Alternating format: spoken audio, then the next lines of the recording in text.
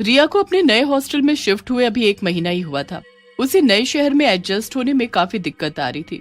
रिया का घर तो गांव में था, पर पिछले साल ही उसकी मम्मी पापा की डेथ हो गई थी। अपनी पढ़ाई पूरी करने के लिए और कुछ बनने के लिए वो शहर आ गई। शहर तक आने में और यहाँ हॉस्टल ढूंढने में उसकी सहेली मीरा ने उसकी मदद तो बहुत की, पर वो उसे ऐसा हॉस्टल नहीं दिला पाई जहाँ पर उसे अच्छा रूममेट मिल सके। रिया का हॉस्टल था तो अच्छा, पर वो नया बना था और इसलिए वहाँ पर ज्यादा लोग नहीं थे। रिया, फाइनली तुम्हारा सारा सामान यहाँ सेट हो गया है। कुछ दिन में कॉलेज शुरू हो जाएगा और तुम यहाँ कंफर्टेबल भी हो जाओगी। हाँ मीरा, उम्मीद तो यही है। मीरा रिया की हेल्प करके अपने घर चली जाती है और रिया अब अपने हॉस्टल रूम में अकेली थी। वो अपना डिनर करके सो जाती है। कुछ दिन तक तो सब कुछ ठीक था। रिया कॉलेज जाती, वहां से वो अपनी पार्ट टाइम जॉब करने जाती और रात में वो रूम पर आकर थक हार कर सो जाती थी। उसे ये भी खबर नहीं रहती कि उसने डिनर किया या नहीं। पर इस रूम में कुछ अजीब था। रिया ने नोटिस किया कि उसके रूम का सामान अक्सर अपनी जगह से गायब हो जाता था और कहीं और ही पड़ा मिलता। अरे, ये बार बार मेरा सामान कैसे इधर उधर हो जाता है? मुझे तो समझ ही नहीं आ रहा। जरूर मैंने ही थकान की वजह से इधर उधर किया होगा और अब मुझे ही याद नहीं। इस तरह रिया ने उन चीजों पर शुरू में ज्यादा ध्यान नहीं दिया। एक दिन देर रात को वो अपने पार्ट टाइम जॉब से अपने रूम पर पहुंची। रिया को लेटते ही नींद आ गई थी कि उसने एक जोर की आवाज सुनी। उसने जब अपनी आंखें हल्की सी खोली तो उसने अपनी झलक को अपने सामने देखा। उसके पैरों तले तो जैसे जमीन ही खिसक गई। वो हिल भी नहीं पा रही थी। रिया ने देखा कि जिस बेड पर वो लेटी थी उसके ठीक सामने एक जीती जागती दूसरी रिया थी। रिया ने अपनी आंखें बंद कर ली और वो खुद से बोलने लगी, ये सिर्फ ये सपना है। मैं थक गई हूँ और इसी वजह से मुझे चीजें दिखाई दे रही हैं। जैसे ही रिया ने दोबारा अपनी आंखें खोली, उसके सामने कोई नहीं था। पर ये कोई भ्रम नहीं था। रिया के साथ ऐसा बार बार होने लगा। वो अक्सर अपने रूम में खुद को ही इधर उधर घूमते हुए देखती थी। इसी के साथ साथ उसकी चीजें भी गुम होने लगी। एक दिन उसने मीरा को मिलने के लिए बुलाया। मीरा रिया के दरवाजे पर दस्तक देती है। रिया दरवाजा खोलती है और उसे अंदर आने को कहती है। मीरा रिया को देखकर हैरान थी, क्योंकि रिया की हालत किसी जिंदा लाश जैसी लग रही थी। उसकी आंखें बिल्कुल लाल हो गई थी और वो बहुत थकी हुई थी। क्या हुआ है रिया तुम्हें? जरा खुद को देखो, तुम्हारी आंखों के नीचे डार्क सर्कल्स आ गए। तुम सो नहीं पा रही क्या? नहीं मीरा, इस रूम में कुछ है, कुछ बुरा। मैं तुम्हारे लिए चाय लेकर आती हूँ, फिर हम आराम से बात करते हैं। मीरा हाँ बोल देती है और रिया किचन के अंदर चली जाती है। मीरा अपना फोन चलाने लगती है कि तभी बाथरूम में से रिया निकल कर आ जाती है। रिया को बाथरूम से निकलता देख मीरा हैरान हो जाती है। अरे रिया, तुम बाथरूम में कब गई? तुम तो किचन में गई थी ना मेरे लिए चाय लेने। अरे मीरा, मैं कब? तुम अंदर कब आई? और मैं तो कब से नहा रही थी, मैंने तो दरवाजा खोला ही नहीं। पर रिया मीरा के डरे हुए चेहरे को देखकर सब कुछ समझ जाती है। मीरा, जरूर तुमने भी उस चुड़ैल को ही देखा होगा जो बिल्कुल मेरी तरह दिखती है। अरे रिया, ये तुम क्या कह रही हो? मुझे कुछ भी समझ नहीं आ रहा। तभी किचन से जोर के बर्तन गिरने की आवाज आती है। मीरा और रिया साथ में किचन की तरफ देखती हैं।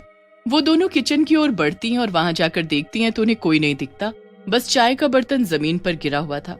रिया मीरा से कहती है, मीरा चलो यहाँ से कहीं बाहर चलते हैं, फिर मैं तुम्हें सारी बातें बताऊंगी।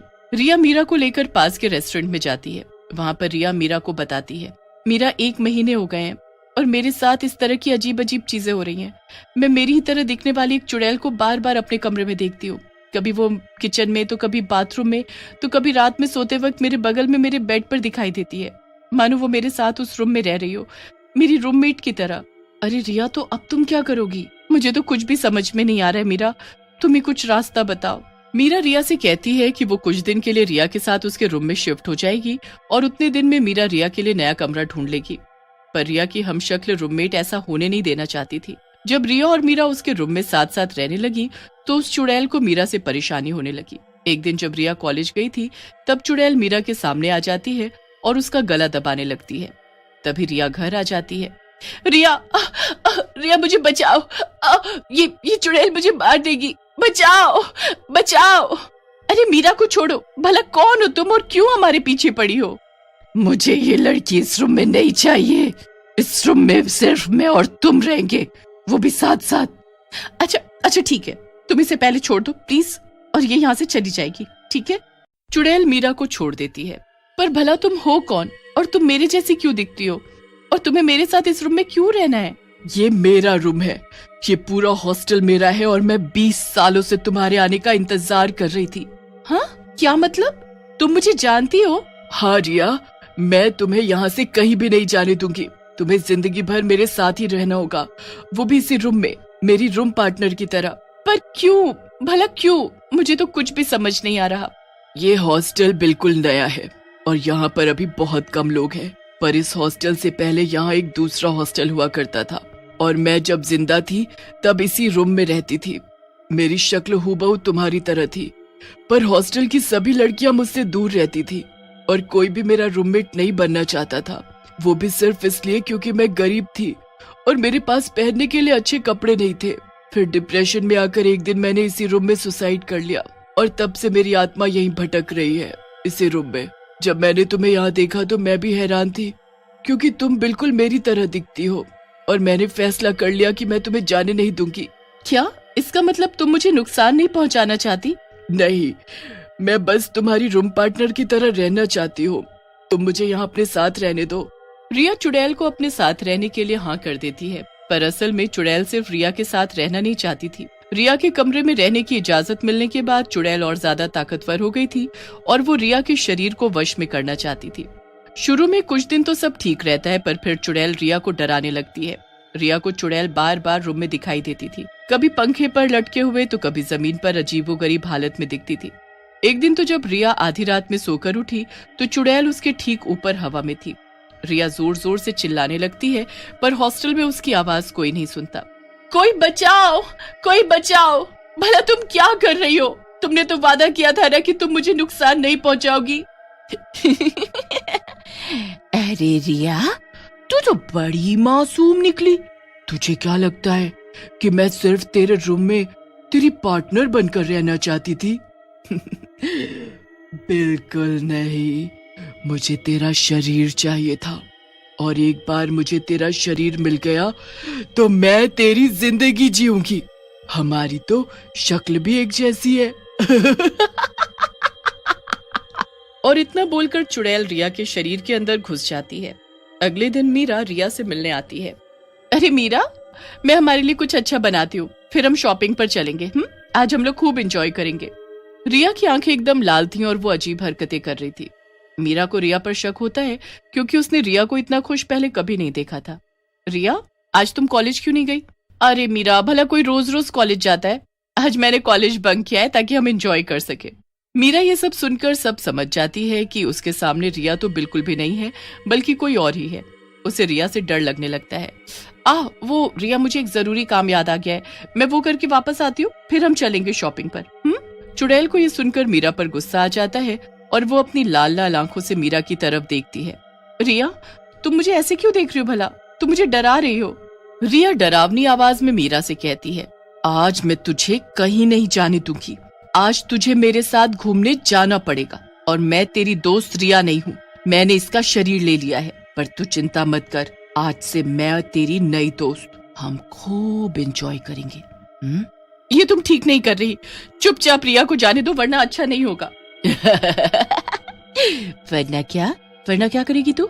मैं यहाँ तुझसे दोस्ती करने का सोच रही थी, पर लगता है तू ऐसे नहीं मानेगी। तुझे सबक सिखाना ही पड़ेगा। चुड़ैल मीरा को हवा में उड़ा देती है और तभी मीरा के गले में भगवान का लॉकेट गिरकर रिया के गले में चला जाता है। भला ये लॉकेट मेरे गले में कैसे आया? कोई बचाओ, कोई बचाओ! तभी मीरा वापस जमीन पर गिर जाती है और वो देखती है कि लॉकेट रिया के गले में जाने की वजह से चुड़ैल रिया के शरीर से बाहर चली जाती है और गायब हो जाती है। रिया जमीन पर गिरकर बेहोश हो जाती है।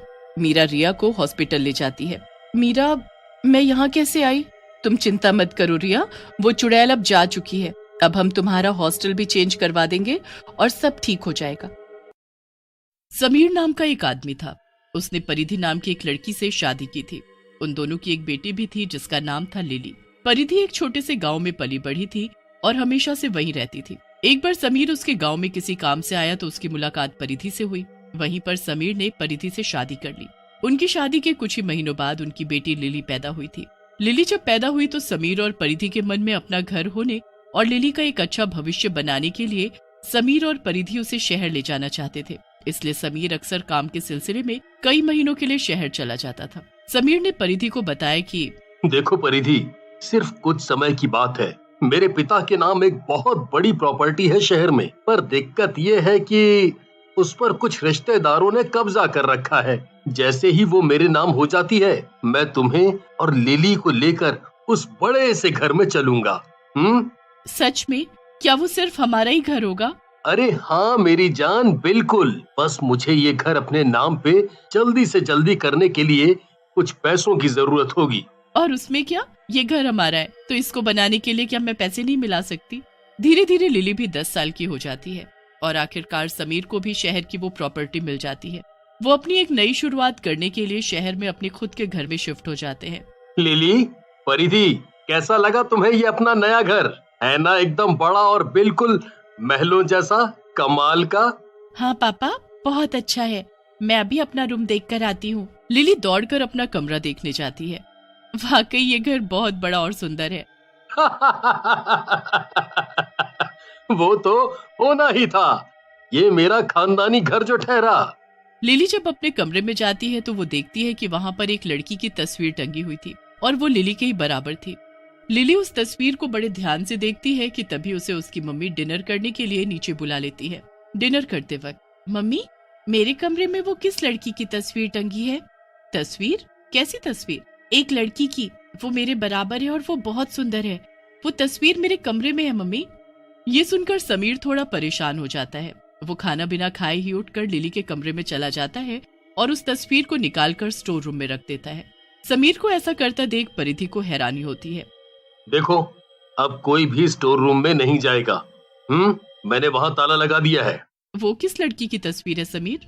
कुछ नहीं, तुम इस सब पर ज्यादा ध्यान मत दो। चलो सो जाते हैं। इसके बाद परिधि कुछ नहीं कहती, पर उसे समीर पर शक होने लगता है। एक दिन लिली अपने नए घर के गार्डन में खेल रही थी और अंधेरा हो गया था। तभी झाड़ियों के पास शोर होता है। जब लिली उस तरफ देखती है तो उसे अंधेरे के सिवा कुछ नहीं दिखता, पर तभी वहाँ से काले रंग के कपड़े पहने एक लड़की निकल कर आती है।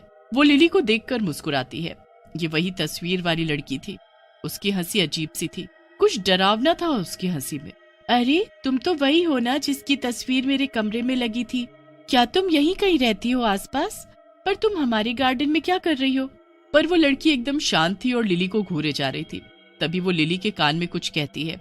लिली यह सुनकर डर जाती है और वो दौड़कर अपनी मम्मी के पास जाती है और उनसे कहती है, मम्मी देखो ना, वो तस्वीर वाली लड़की हमारे गार्डन में मेरी साइकिल के पास खड़ी है और वो ये भी कह रही है कि वो हमारा यहाँ कई सालों से इंतजार कर रही थी और वो यहाँ पापा को मार देगी और मुझे भी। क्या? कौन लड़की? परिधि खिड़की से बाहर देखती है तो उसे साइकिल के पास कोई भी नहीं दिखता। परिधि को लगता है कि जरूर लिली को वो तस्वीर देखने के बाद वहम हुआ होगा, इसलिए वो उसकी बात पर ज्यादा ध्यान नहीं देती। पर आए दिन लिली परिधि से बार बार उसी लड़की का उसके साथ होने की बात कहने लगी। वो अक्सर कहती थी कि मम्मी, जब मैं अकेली खेलती हूँ तो वो काले रंग के कपड़े पहनने वाली लड़की मुझे डराती है।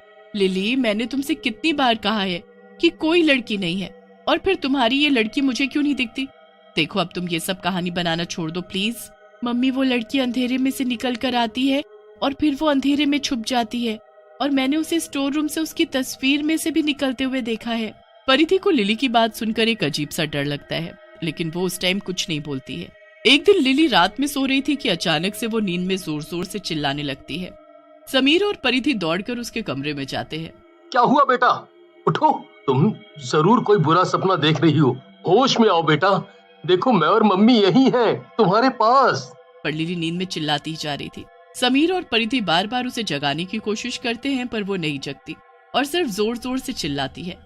अचानक से लिली अपने बेड पर उठकर बैठ जाती है। वो अपनी आंखें खोलती है। उसकी आंखें एकदम काली हो गई थी और तभी वो अचानक से समीर की गर्दन को जोर से पकड़ लेती है और उसका गला दबाने लगती है। लिली, लिली, ये तुम क्या कर रही हो? छोड़ो मुझे, छोड़ो, मैं मर जाऊंगा, छोड़ो मुझे। लिली, लिली, अपने पापा को छोड़ो, वो मर जाएंगे। परिधि लिली का हाथ समीर के गले से छुड़वा देती है। फिर जाकर समीर की जान में जान आती है। लिली अपना सर कमरे के अंधेरे कोने की तरफ कर लेती है और अंधेरे में देखने लगती है। लिली, लिली, होश में आओ, और तुम अंधेरे की तरफ क्यों देख रही हो? क्या है वहाँ? तभी परिधि को लिली की बात याद आ जाती है, उस काली लड़की के बारे में जो अंधेरे में रहती है। परिधि उस तरफ देखती है जिस तरफ लिली अपनी काली आंखों से देख रही थी और मुस्कुरा रही थी। उस जगह एकदम अंधेरा था, कुछ भी साफ नहीं दिखाई दे रहा था। तभी उस अंधेरे में से वही लड़की निकलकर सामने आ जाती है जिसकी तस्वीर स्टोर रूम में पड़ी थी। जब समीर उसे देखता है तो उसके पैरों तले जमीन खिसक जाती है। वो अपने पास छिपाई हुई गन निकाल लेता है और उस चुड़ैल लड़की की तरफ घुमा देता है। समीर, ये तुम क्या कर रहे हो? और ये बंदूक? ये तुम्हारे पास? ये कहाँ से आई भला? नीचे रखो इसे, नीचे रखो। अरे तुम चुप हो जाओ परिधि, तुम नहीं जानती हो, अगर मैंने इस चुड़ैल को नहीं मारा तो ये मुझे मार देगी और तुम सबको भी। तभी वो चुड़ैल गन को अपनी शक्तियों से हवा में उड़ाकर अपने हाथ में पकड़ लेती है और समीर पर गोली चला देती है। इस डायन ने मुझे सच में गोली मार दी, कोई पुलिस बुलाओ। अरे परिधि, हॉस्पिटल में फोन लगाओ, मुझे गोली लगी है। पर तभी चुड़ैल लिली की तरफ देखती है और लिली बेहोश हो जाती है। आखिर कौन हो तुम और तुमने मेरे पति को क्यों मारा? जिस आदमी को आप अपना पति कह रही हैं, वो मेरे भी पापा हैं। क्या? ये कैसे हो सकता है भला? ये झूठ है। नहीं, यही सच है। आपसे शादी होने से पहले इस आदमी ने मेरी माँ से शादी की थी, सिर्फ इस घर के लालच में। फिर इसने मेरी माँ को मार दिया और ऐसा दिखाया जैसे उनकी एक एक्सीडेंट में मौत हुई हो। उसके बाद जब इसे पता चला कि घर माँ मेरे नाम पर करके गई है और इसके पास बिल्कुल भी पैसे नहीं बचे, तो गांव जाकर इसने आपसे शादी कर ली ताकि आपसे जो पैसे इसे मिले उससे ये कोर्ट की मदद लेकर ये घर अपने नाम करा ले। पर जब ये सब काम नहीं आया तो इसने हाल ही में मुझे भी मार डाला। परिधि ये सब सुनकर रोने लगती है। उसे अपने पति के किए हुए कर्मों पर बहुत दुख और अफसोस होता है। अब मैंने अपना और अपनी माँ की मौत का बदला ले लिया है, अब मेरी आत्मा को शांति मिल सकती है। ये बोलकर चुड़ैल बेटी अपना बदला लेने के बाद वहाँ से गायब हो जाती है। उस चुड़ैल का साया हमेशा हमेशा के लिए गायब हो जाता है। लिली को भी वापस होश आ जाता है और लिली परिधि खुशी खुशी एक साथ रहने लगते हैं।